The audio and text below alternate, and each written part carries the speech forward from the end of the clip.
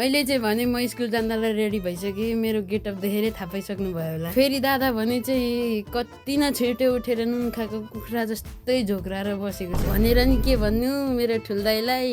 तर फेरि यतिको गफ चाहिँ हान्नै पर्छ है। अनि म स्कुलतिर लागेँ, स्कुलमा त भ्लगै बनाउनु मिल्दैन। अनि भाइले अहिलेसम्म जति पनि मेरो गफ हानेको छ नि एउटा बिलिभ नगर्नु, किनकि भाइले सब झुट बोलेको छ भनेर नि के भन्नु। अनि भाइ स्कुल गइसकेपछि चाहिँ म घरमा एक्लै थिएँ। अनि त्यसपछि खानालाई बिहानको खाना मात्रै थियो। फेरि भाइले पनि स्कुल जानुभन्दा अगाडि चाहिँ भातै भुटेर खाएर गएको थियो। फेरि भाइले भने चाहिँ मलाई उठ्टै राख्दिएन छ। अनि त्यही भएर मैले पनि अब भुटेर खानु पर्यो भनेर मैले पनि भुट्नतिर लागेँ, किनकि मलाई तरकारी पकाउने जहाँ गरै थियो। अनि पाकिसकेपछि खाएर मात्रै हुँदैन, खाएर फेरि थालबाट पनि धुने चलन छ हाम्रोतिर चाहिँ। अनि म थालबाट धोएर कि एकछिन यसो बस्दै थिएँ, बोजू आएर चाहिँ मम्मीलाई कल लगाएर एकछिन बोल्ने काम छ भनेर भन्नुभयो। त्यसपछि मैले पनि मम्मीलाई कल लगाएर चाहिँ बोजू बोल्नतिर लाग्नु भयो। अनि काम चाहिँ के रहेछ भनेको बोजूलाई चाहिँ हाम्रो घरको क्रेस बारीमा फलेको लसुन धनियाँ साग चाहिएको थिएछ। अनि त्यसपछि मम्मीलाई भनेपछि चाहिँ मैले पनि उखालेर बोजूलाई दिएँ। अनि त्यसपछि बोजू पनि घरतिर लाग्नु भयो। अनि भाइ स्कुलबाट आइसकेपछि चाहिँ फेरि भाइ र म चाहिँ लाग्यौँ बाहिर चाहिँ कता भन्दाखेरि भाइको चाहिँ चप्पल किन्ने भनिरहेको थियो भाइले। अनि त्यसपछि भाइ र म चाहिँ लाग्यौँ चप्पल पसलतिर। अनि भाइले खोजे जस्तो चाहिँ चप्पल एउटा पसलमा भेटिएन। त्यसपछि अर्को पसलमा गएर चाहिँ हामीले फाइनली चप्पल पनि लिएर आयौँ। अनि त्यसपछि हामी घरतिर लाग्यौँ।